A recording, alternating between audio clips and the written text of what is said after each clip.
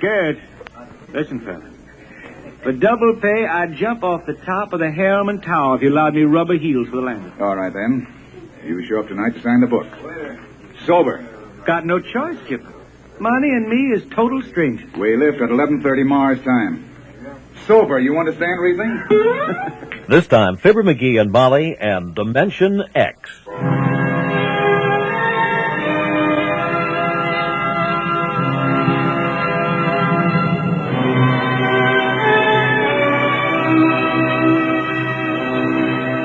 Hello there, this is Victor Ives, inviting you to join me now for the Golden Age of Radio Theater.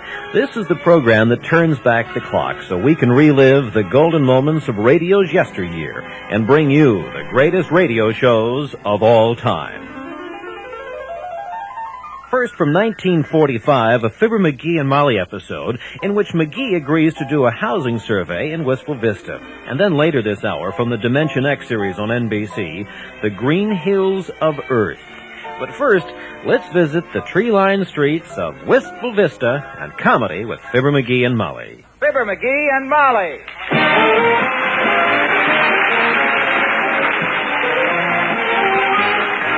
Fibber McGee and Molly. With Bill Thompson, Gail Gordon, Arthur Q. Bryan, Dick LeGrand, and me, Harlow Wilcox.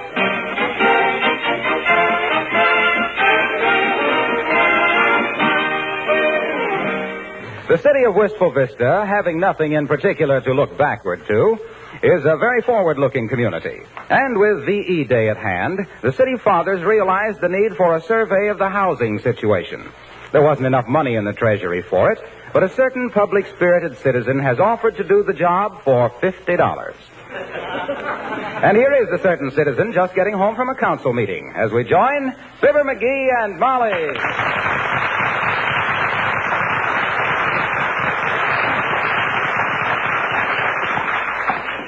Oh, I had a little beaver, and his name was Sam. Lost all his teeth, so he couldn't build a home. And I had a little turtle that we all called Nellie. Had a shell on her back and another on her tummy. Oh, hello, McGee.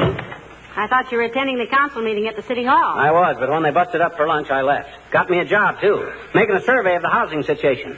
Picked me up a fast 50 snackers doing it, too. Heavenly days, dearie. You get yourself into more kinds of pickles than Mr. Hines ever heard of. Oh, yeah? Don't you think I can handle it? Oh, of course, of course. If you have plenty of time to make a survey like that. Well, I got plenty of time. I don't have to have it finished till 5:30 tonight.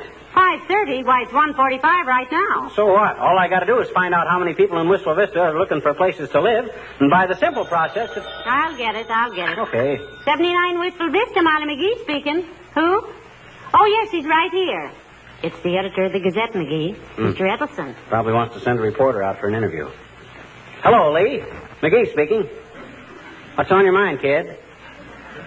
The housing survey? Sure, by 5:30 tonight. Huh? Well, pucker up, brother. I'll be there to see it. Pucker up for what, dearie? He says if I complete the housing survey by 5:30 tonight, he'll kiss the mayor in the front window of the Bonton department store tomorrow at high noon.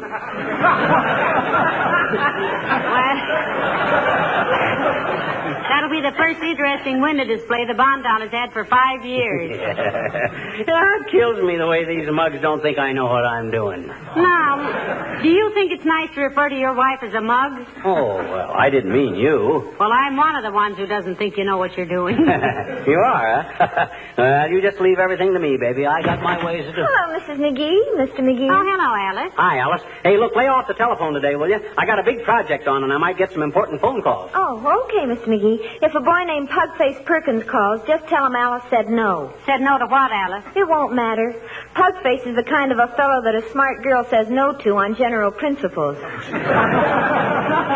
if I want to make a phone call, I'll run down to Kramer's drugstore. Oh, well, if you do, Alice, get me a bottle of shampoo, will you, please? Oh, sure. What kind, Mrs. McGee? It's called Drawer Off. Drawer Off? That's an odd name. Oh, I don't know. It's just forward spelled backwards.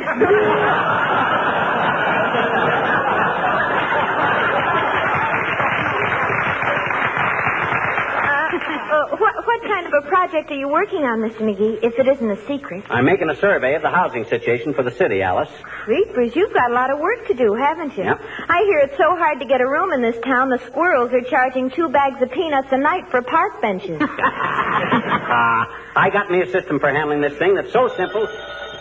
Probably for me. If it's Pugface, the answer is still no. Hello? Yes, this is Mr. McGee. Who? Oh, yes, Mr. Mayor. What, Mr. Mayor? On my housing survey? Why, certainly, Your Honor. Yes, but Mr. Mayor. Yes, I know, Your Honor, but... Look, go fry a pig, will you, Jake? Was that really His Honor? Yeah, His Honor. Very honest guy. Bought his way into the office and paid himself back inside of 3 weeks. Say, Alice, will VE Day make any difference in your job at the airplane plant? Well, not till the other half of the war is over, Mrs. McGee. You see, I figure it this way. If Europe is morning and Japan is afternoon, VE Day is just the whistle blowing for lunch. You're absolutely right, Alice. It ain't fair to the players to go home after the first game of a doubleheader. Speaking of Holmes, dearie, do you think you'll get to first base with this housing survey by 5:30 tonight? Creepers, he'll have to work awfully fast. Oh, yeah? Well, I guess you've forgotten what a fast thinker I am in emergencies, I guess. Remember the time my car got stalled on the railroad crossing? No, I don't. Oh, what happened, Mr. McGee? I'm glad you asked me that, Alice. I was going to tell you anyway, but this makes it smoother. Well, sir, my car got stalled one night on a railroad crossing. Pitch black night. Couldn't see your face in front of your hands. All of a sudden, I hear the Midnight Express whistling for the crossing. Quick's a flash. I leaped to the ground, tore off my necktie. Why did you tear off your necktie? I got it for Christmas, just waiting for a dark night to get rid of it. Got it with a bottle of drawer-off shampoo.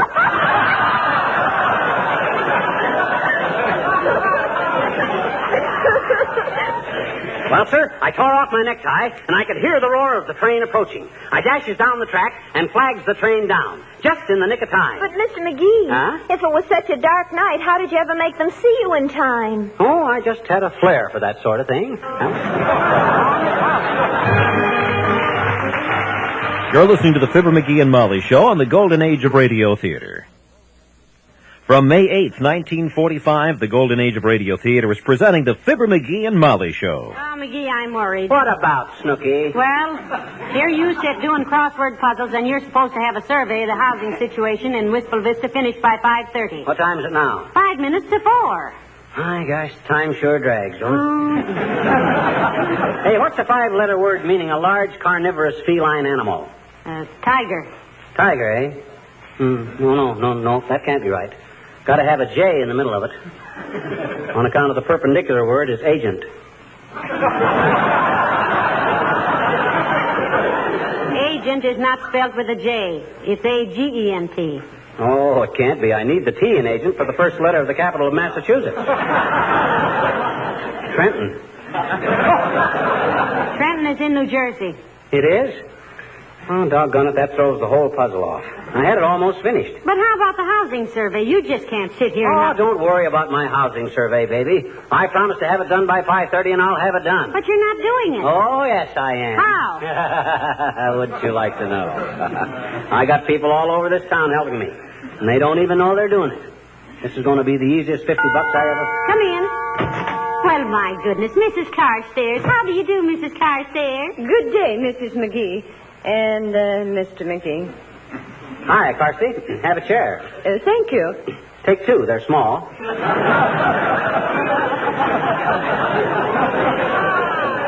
By comparison. Oh, McGee, I don't think Mrs. Carstairs is so large. You know, those mink coats make anybody look lumpy. Well, Mr. McGee must be wearing his minks under his suit. Oh, yeah? Well, if I hadn't fought the Battle of the Bulge any better... Can I brew you a slug of tea, Mrs. Carstairs? Thank you, no, my dear. I just dropped in to tell you that our club, the Wistful Vista Musical Appreciation and Save Our Stately Old Elm Trees Club, is planning a charity play, and we'd like you to be a member of the cast. What? Me act in a stage play? Oh, why, I'd be scared to death, Mrs. Carsey. Why, no, you wouldn't. What kind of a play are you putting on, Carsey? I thought we would do The Importance of Being Earnest. Oh, yes, by Hemingway. Well, let me know when you start rehearsals, Carsey. I had a lot of stage experience myself in my younger days. Oh, really? I was not aware that you had had any. Experience? Younger days. My gosh, I had a vaudeville act for several years, Carsey. I and a guy by the name of Fred Nittany from Starved Rock, Illinois. Song and dance act. Opened in one with the grass mat, see, for some fast patter, see. Then into an Indian club routine and a challenge buck. Finished full stage with a trampoline and an off to Buffalo waving a little American flag. I'll never forget what Variety said about me when they reviewed our act. Didn't you save the clipping, dearie? No, it had a typographical error in it. When they told how I roused up the act, they spelled it with an L.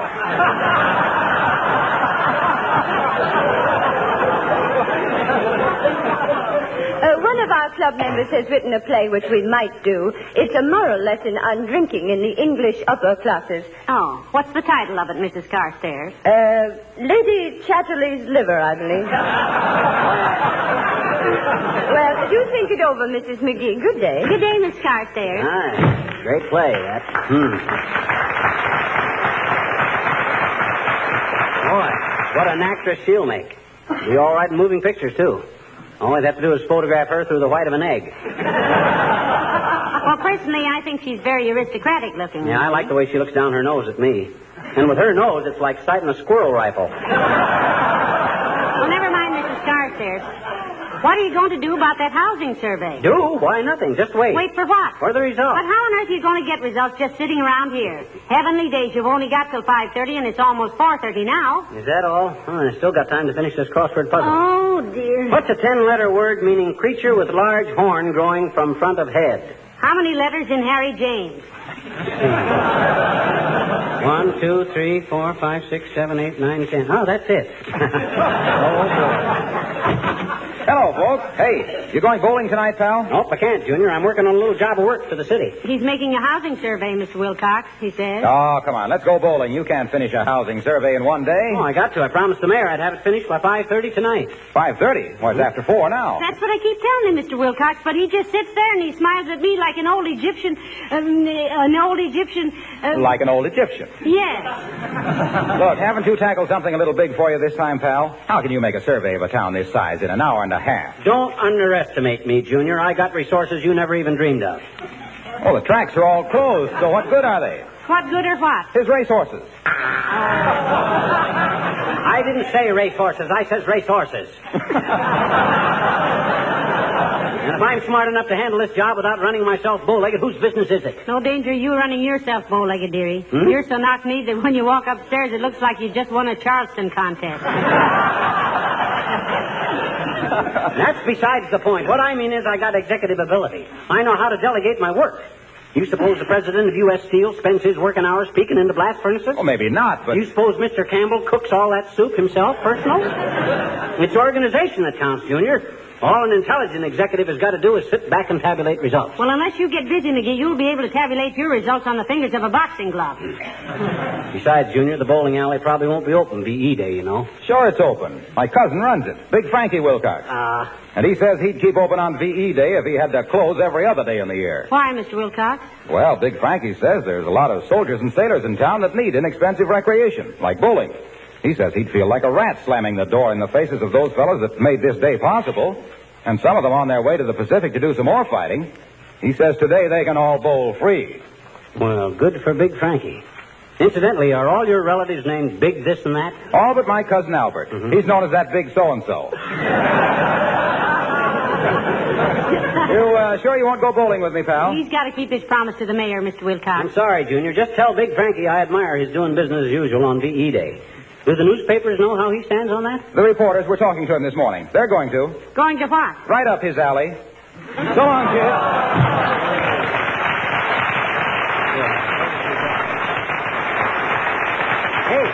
Hey, what time is it? 4:45. My watch says 4:45. That's what I said. Oh, yeah. Well, what was I doing before Wilcox? Oh, yeah, my crossword puzzle. Now, let me see. 46 vertical. A 3-letter word meaning an animal that gives milk. Could that be Joe, our milkman? Look, sweetheart, you've got just 3/4 of an hour to make your housing survey. Aren't you going to do something? Do what? Do anything. Go out and survey a house. Survey 2 houses. How on earth can you earn your $50 sitting there with a crossword puzzle? Now. Take it easy, kiddo. Take it easy. Oh. I know what I'm doing. I told you I had this thing organized. All I got to do is wait for the results. But what have you done to get results? That's the secret of the whole thing. If I was to give away my professional methods, I'd be... Come in. Oh, hello, Dr. Gamble. Hello, Molly. Hello, Fossil Puss. Hi, Aerosmith. What's new in the world of medicine? As if you'd know. Oh, I managed to be conversant with modern medical techniques, my boy.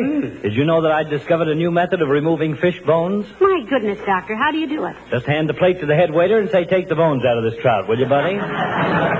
Saved myself many a bad moment that way. Yeah, and if the waiter charges as much for operating as you do, Capsule Happy, you'd better stick to spaghetti. Oh, I don't know. What's the matter with you, Molly? You're as jumpy as a newsreel of Wilson's inauguration. Well, I don't know, Doctor. I guess I'm just jittery about McGee's job. McGee's job? Don't tell me little Dynamo here has lowered himself to the ranks of labor. What short-sighted organization was desperate enough to take a chance like that? I'm doing a job for the municipality, Doctor. Making a survey of the housing situation. And he's supposed to have it done by 5:30 tonight. That gives him about 35 minutes, and he hasn't even been out of this house. If you expect me to fall on my clean-cut features in surprise, I'm sorry to disappoint you. It's a typical McGee enterprise. But aren't you extending your cervical vertebrae a trifle, droopy? My what? I said, aren't you sticking your neck out a little? That's what I've been telling him. Doggone it, I'm getting sick and tired of being told that. Just because I got my job systematized, everybody thinks I'm going to be a flop. Don't anybody give me credit for anything? Nobody who ever gave you credit for anything would. He says he's going to have the results by 5:30, Doctor, but for the life of me, I don't see how he's going to do it. Well, I don't have to tell every Tom, Doc, and Molly how I handle things. I got my methods. Look, Frog Leg, are you doing this as a labor of love, or are you by some miracle being paid by the city for the project? He's getting $50 for it, Doctor. In cash. $50? That does it. When I think of the acres of human flesh I have to poke, prod, and puncture for $50, and you getting the same stipend for sitting here on your gluteus maximus, I'm tempted to hock my stethoscope and start a hot dog stand. Don't do it, Fatso, don't do it. You couldn't cut the mustard. Is that so? Why, you four-flushing little... I'll get it. 79 Wistful Vista, Molly McGee speaking. Who? Oh, yes, he's right here. For you, Doctor. Oh, thank you. It's probably that head waiter, Doc, telling you your trout is out of the anesthetic. Hello? Yes? Yes? Fell off the what? Well, is the body in pretty bad shape? It is, huh? Well, I'll be right over and examine it. Yes, right away. Sorry, folks, I gotta run along. Heavenly days, Doctor, that sounded serious. It is. The filling station says my car just fell off the greasing rack. See you later.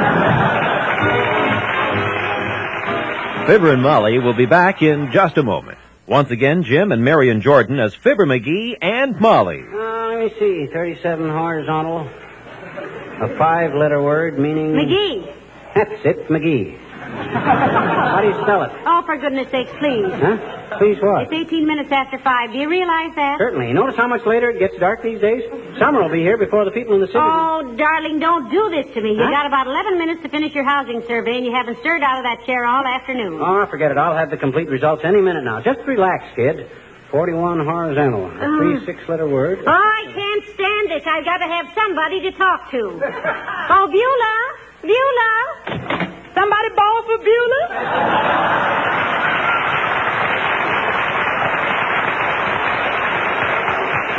Hi, Beulah. Evening, sir. How's everything going, Beulah? Everything's copacetic, ma'am. Yeah, from that the shrimps is all shucked and the rice is all fluffy and everything's all right with the world. We having shrimp curry tonight, Beulah? We having a shrimp curry the likes of which you ain't never flang a lip across, Miss McGee. I'm telling you, the way I cooks rice make a mandarin close up his cookbook and commit chop suicide. Ah, you're the best cook I ever knew, Beulah. Oh, thank you, ma'am. That's what Ira say, too. Ira, that's my intended. What's the status quo on your engagement, Beulah? Well, frankly, sir, the status ain't nothing to call about. That little manicurist in our neighborhood, she's a tough pocket of resistance, as they say in the newspapers. Don't tell me Ira is serious about her, Beulah. Yes, ma'am, at the moment. I can only hope I ever realize sometime that it's going to be happier going through life with a hot stove than a cold nail file.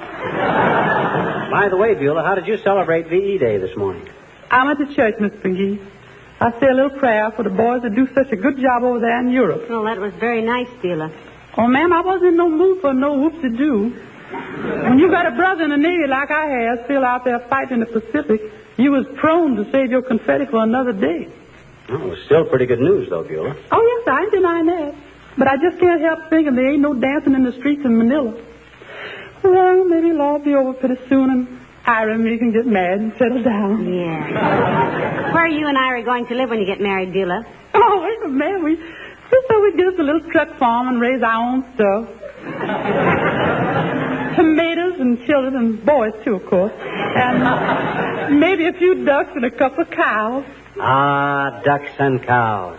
That's the thing, Beulah. The perfect midnight snack. Midnight snack, sir? Yeah, quackers and milk. Oh. Quackers and milk, ducks and cows? Too bad Beulah didn't say. I love that man.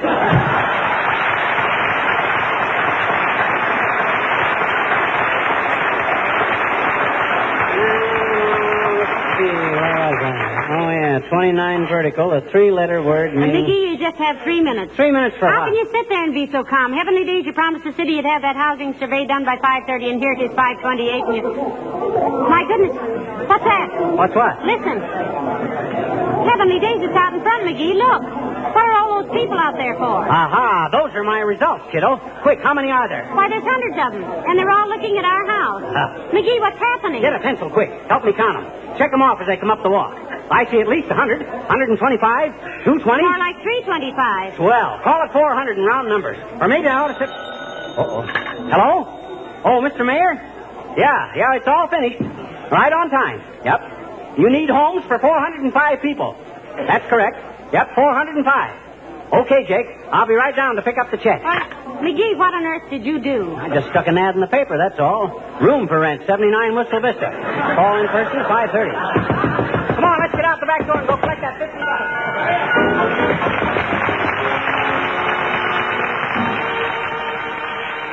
$50. Sorry, folks, our time's up. Good night. Good night, all.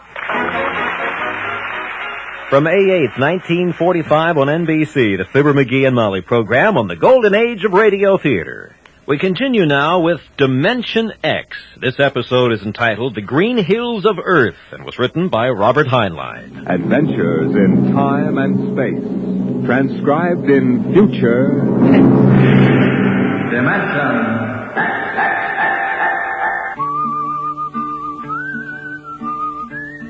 This is a story of Riesling, the singer of the spaceways. You've probably sung his songs in school, in English, French, or German. The language doesn't matter, but it was an earth tongue. But the real story of Riesling is not found in the footnotes of a scholar's critique or a publisher's biography. It is in the memories of the old-time spacemen, the pioneers who pushed the thundering old-fashioned rockets to the far, strange ports that are our commonplace heritage. These men know the true story of Riesling. The arching sky is calling spacemen back to their trade. All hands stand by, free falling, and the lights below us fade. Outride the sons of terror, far drives the thundering jet, up leaps the race of earthmen, out far and onward yet.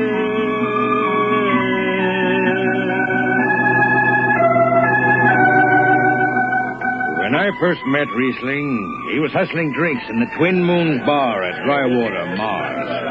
He'd won a guitar off a Chinese barkeep at Luna City by cheating at one thumb, and he made his whiskey by singing in the bar and passing the hand. Listen to her, Hudson. Don't she strum pretty? Like a 16-year-old gal. Say, how much you collect on that last song? $3 margin and a slug. Al grabbed it from my bill. You don't trust me no more. Funny. Never did have no luck with hound dogs nor Martian barkeeps. Hey, Riesling, look over there by the bar. There's an Institute 4 striper giving in the eye. Know him? Captain Hicks off the Goshawk. He's sure giving you the once-over. Maybe he's got a job. They don't make never no mind to me. I've been blacklisted. Hicks logged me for making up a song on watch. Right fine song, too. Hold it. Here comes the brass arm. Riesling, I've been looking for you. I've been right here, Skipper. You saw to that. I need a jetman on the Goshawk. Interesting. Real interesting. Well? I got news for you, Skipper. You blacklisted me, remember? Well, you kept your nose clean, and we need an experienced man. Been a little changing down aft in the Goshawk, ain't there, Skipper? How'd you know that? You got that new atomic pile drive. Last 3 of them tea kettles blew somewhere in the asteroid. Look, it's double pay, but if you're scared... Scared? Listen, fella. For double pay, I'd jump off the top of the Harriman Tower if you allowed me rubber heels for the landing. All right, then. You show up tonight to sign the book. Sober. Got no choice, Skipper. Money and me is total strangers. We lift at 11:30 Mars time. Sober, you understand, Riesling? You taking the job? Well, that Goshawk is one stinking old tub. Her engine's got more bugs than a beagle dog in spring. And that new drive is about as safe as a pretty gal in the old time. But I reckon she'll do for one more trip.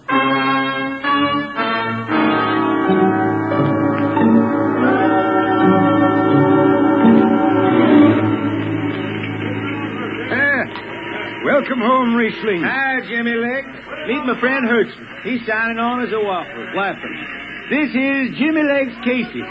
He's bosun. Can't hold his liquor no more than a sieve, poor boy. Riesling, you sober enough to sign the book? Drunk or sober, I make my mark. Stand aside. 3 X's? Took me a middle name. Yeah, you two lay below. And Hertzman. Aye, sir. Get him sobered up before the skipper makes rounds. Jimmy Legs, I'm sober as a hanging judge. Yeah? Well, you can leave that bottle here. What bottle? The one in your back pocket.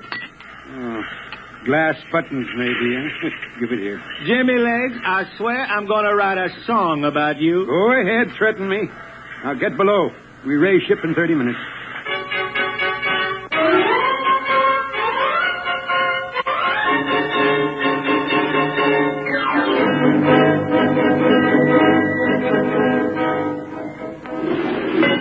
Hi, Skipper. Riesling, what the devil are you doing up here on the bridge without permission? Figured I'd take a little stroll. Riesling, get below before I have... Hold on, Skipper. You'll have that gold braid just crawling up your arm. I'm up here on business. Well? That number 2 jet ain't fit. Cadmium dampers are warped. Why tell me? Tell the chief engineer. I did. He says they'll hold. Well? He's wrong. He's wrong. He's got a Harriman Institute degree in power electronics. And some drunk space rat says he's wrong. Skipper, I was damping jets when that shirt-tail tad wore pins for buttons. I've got no time for you, Riesling. Casey, sound takeoff. Aye, sir. I'm telling you, Skipper, that number 2 jet's gonna blow. Dampers warped crooked like a turtle's back. Riesling, drag your deadhead out of here. Get below. Go ahead from control tower, Captain. All right, Casey. Fire 1 and 4.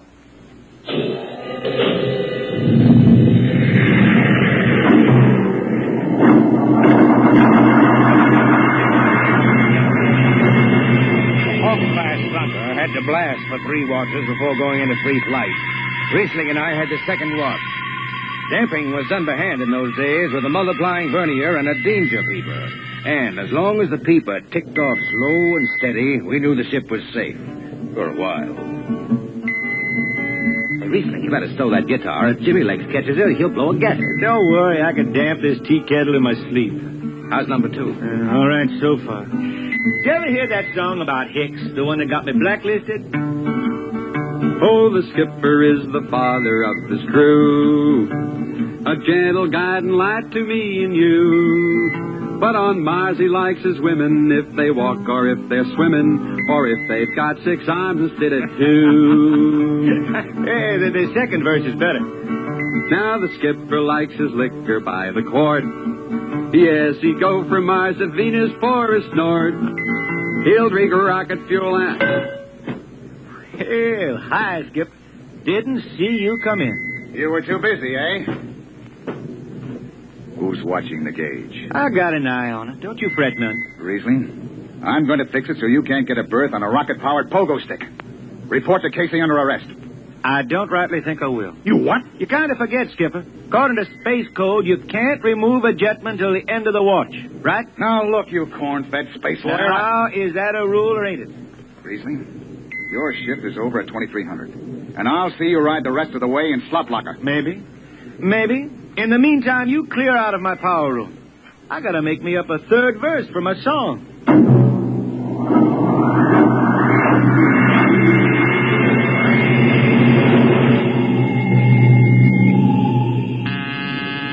I got it. Power room. Lamp number 2 a point. Number 2, all right. Hey, let me have that mic. Jimmy Legs, is that force-dry boil up there? Give me that, Casey. Riesling, I've taken just about enough from you. And I've got a little news for you, Skipper. Number 2 jet is bulging like a fat lady in a satin skirt. Listen, you clown, that Skipper, I think I'm gonna junk my song and start over. I can do much better This on is you. the last time, Riesling. Lamp number 2 a point. Sure. Look out, Hudson. I'll take it. You watch the gauge. Now. You need to hear. She's bucking a little. Riesling, hit the emergency. She won't give. Get that door. There go the lights.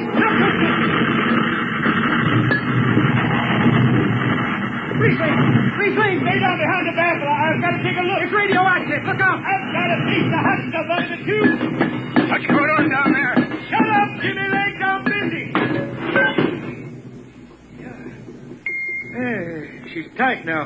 What happened? Number 2 blew, you lunk-headed space rat. You all right? A little sunburn. The lights are gone. What's the matter with the emergency circuits? Riesling. Jimmy Legs, get some lights down here. It's dark. Get the emergency light on. They're on, Riesling. They went on after the blast. The lights are on. What are you talking about? Jimmy Legs. Jimmy Legs, turn on the lights. It's dark. Turn on the lights.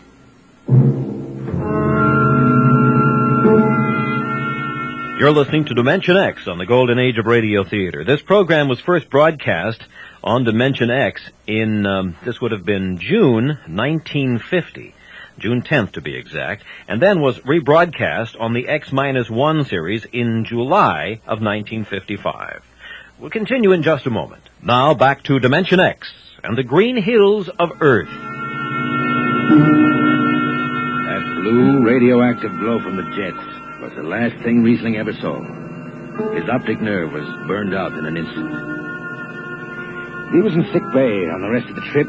Then on the swing back, we set Riesling down at Drywater, Mars. Look out for the cable, Riesling. Thanks, Hudson.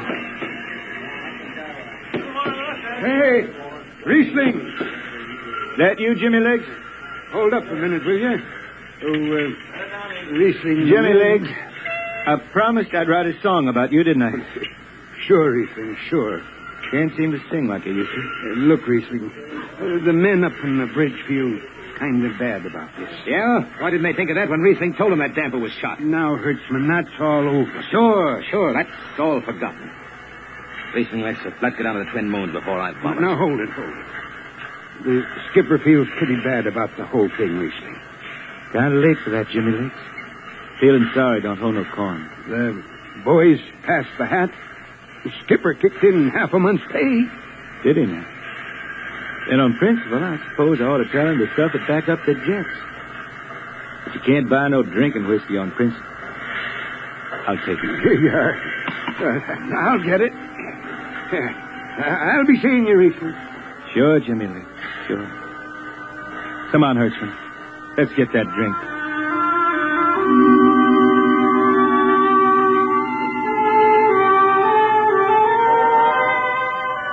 That was all.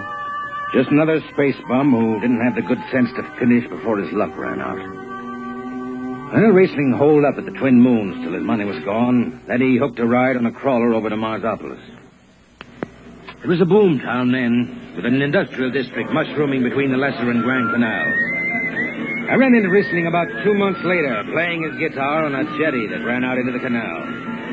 He had a dirty rag tied over his eyes with a gentleman's knot, and his hat was on the wharf beside him. Riesling! Who's that? Wait a minute.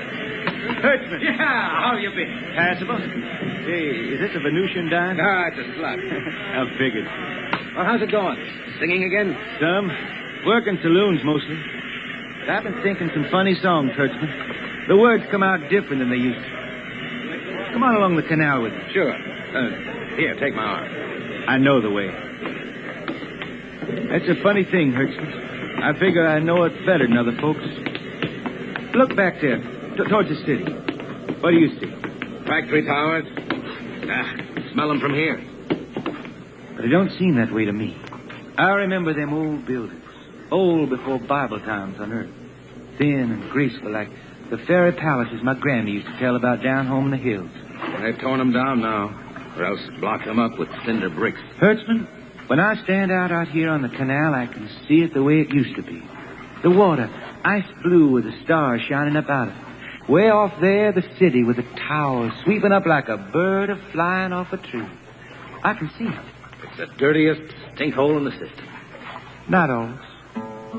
Depends on how you see it. Won't tie the race that raised the towers, forgotten are their lords. Long gone the gods who shed the tears that lap these crystal shores. Slow beats the time-worn heart of Mars beneath this icy sky.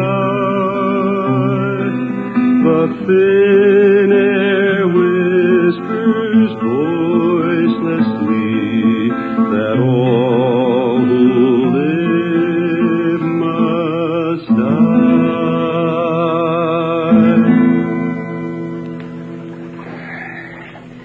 You make that up. Why don't you go home, Riesling? Home? Earth.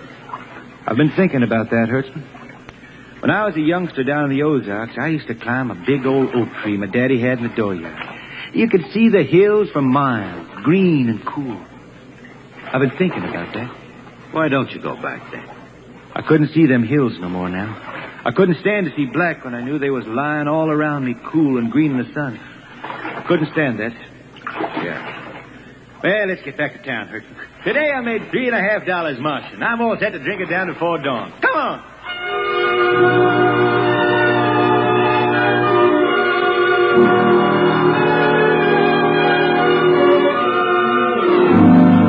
I lost track of Riesling after that. I shipped out on a slow freight of the Condor class for Luna, and he hitchhiked to ride to Venusburg on an ore ship in the Triplanet run. So he beat around the system, Venusburg to Layport to Drywater to New Shanghai and back. Any spaceport was his home, and no skipper had refused to lift the extra mass of Riesling and his battered guitar. He made up his songs, sitting out watches down in the power rooms with old shipmates, while the monotonous beat of the jets shook the hull plates. Hear the jets, hear the jets, hear them snarl at your back when you're stretched on the rack. Hear the jets, feel the pain in your ship, feel the strain in your grip. Hear the jets, feel the rise, feel the drive, strange steel come alive on a jet.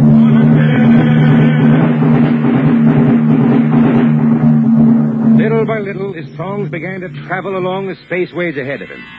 Raw spaceman songs with titles like Since the Pusher Met My Cousin and The Spacesuit Built for Two. But more and more, we began to hear a different kind of song. Strange, sad songs, the ones you find printed in the Centennial editions. Dark Star Passing, Death Song of a Woods Cove. And then, finally, The Green Hills of Earth. It grew for 20 years, that song. They say it started way back when Riesling was down in the labor camps on Venus, singing for the indentured men. Well, if someone will kindly pass a bottle. Oh, it is not much, Riesling. Here. It'll do. What is that stuff? Tequila. You cannot make him good here on Venus. What do you use? Caragbush. Home it is different. Where are you from, son? Tasco, Mexico. That's a long way from here. See, a long way. How'd you come to sign on? The man comes out of the village from the city in a shining automobile. Very big. He says there is work. You sign the paper for 10 years and you work. Yes, work. There is work here, all right. 10 stinking hours in the jungle with machete. I tell you, when I get home to Earth... What'll you do, son? What is the use? We aren't getting home. You know how many men die out there in the swamp today? 10 men. 10! What is the use? My mother, she's dead. My father don't care. A girl? Oh, she says she waits. I don't know. Sure, son. You sing some more, Ethan. We drink, you sing. Maybe a new song, son. We rot in the molds of Venus. We wretched her tainted breath. Foul are her flooded jungles, a-crawling with unclean death. What is the matter? Finish the song, Leesley. I can't. Can't yet. It just don't come. I'll finish it when I go home. That's it. When I go home to the hills. Now pass that bottle. The dawn whistle don't blow for 4 hours.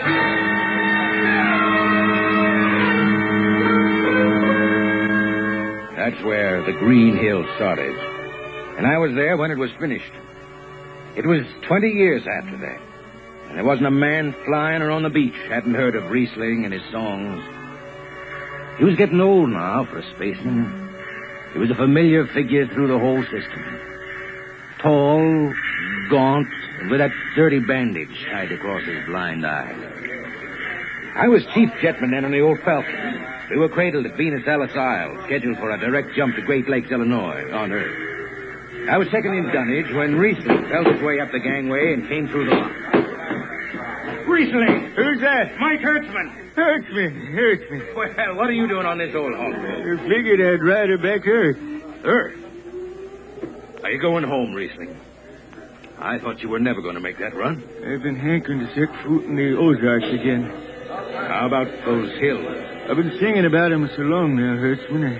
I got to finish the song. I got to set foot in the dooryard and hear the wind through that oak tree. About the last thing I'll be doing. I got to get home before... Riesling, there's a new company policy. You see, Hertzman, I'm getting just a little old. But Riesling, listen. No more deadhead rides. The new code book is in force. Oh, I seen code books come and go. The skipper's one of them youngsters fresh out of Harriman Institute cadet training. He's liable to throw the book at you. At me? I've been around space as long as Halley's Comet and Brewster's Ridge. I'm going back to Earth, the cool green hills of Earth. I'm going home. All secure, Hertzman. What are you doing here? That's Riesling, Captain. Riesling, huh? I'm dragging it back to Earth, Captain. Not in this ship. Hertzman has his man removed. Funny thing, Captain, I sprained my shoulder suddenly. Look, Skipper, you're a youngster. You're pretty new out here. I'm going home. You don't know what that means to an old man, going home. I can't take you. Against the Harriman Code. Oh, now look, Skipper. You can slide me by to the distressed spaceman's clause in that code book. Distressed spaceman, my eye. You've been bumming around the system for 30 years. Skipper, you make me do something I never done for no one before.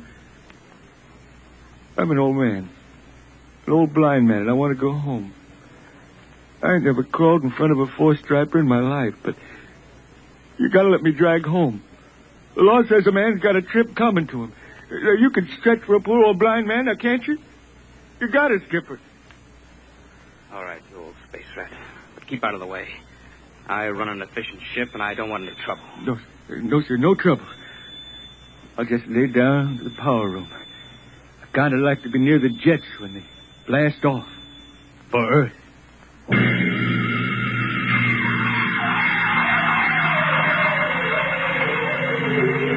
Sit down, Riesling. Take a load off your feet. Thanks, Mac. Stand by for lift. Stand by. Best seat in the system. Power room and an old Hawk glass ship. Power room, fire 3. Aye, sir.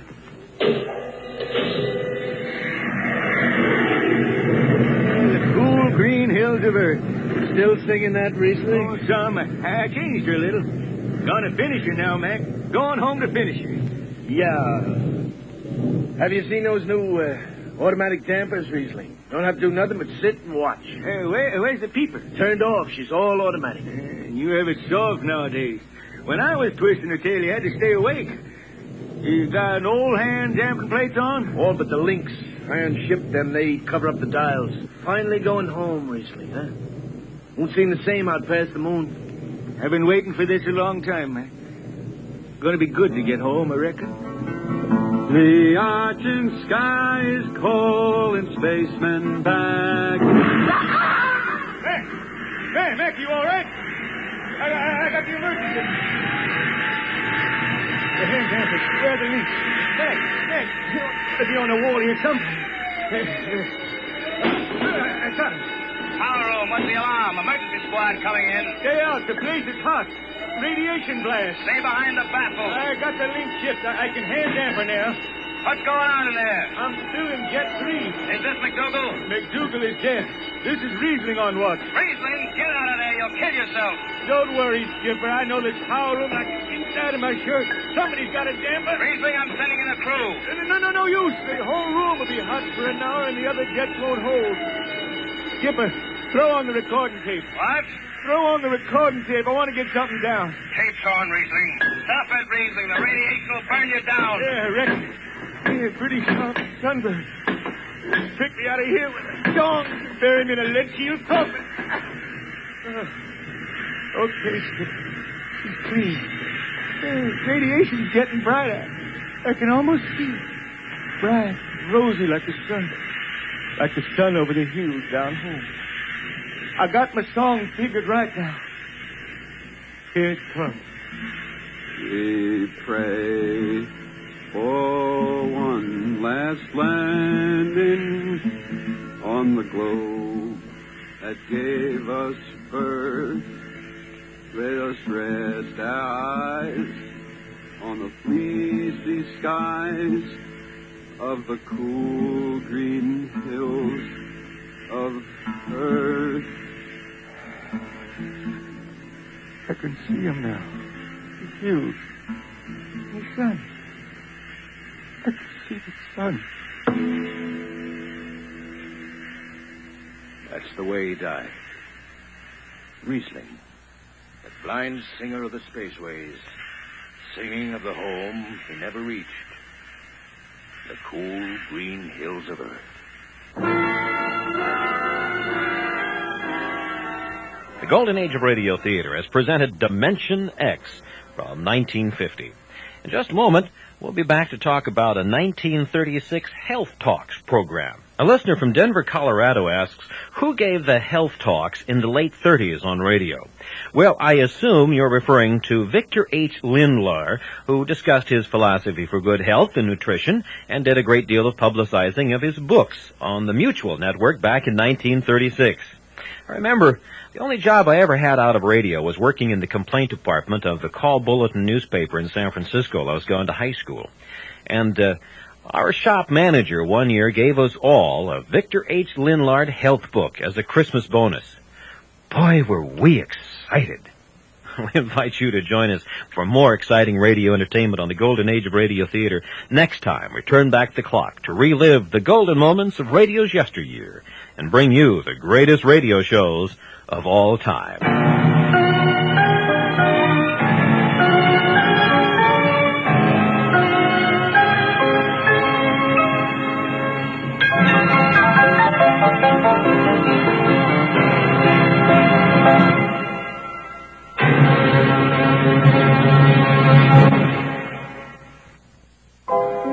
For a copy of today's program, call 1-800-326-0296 and refer to show number 19.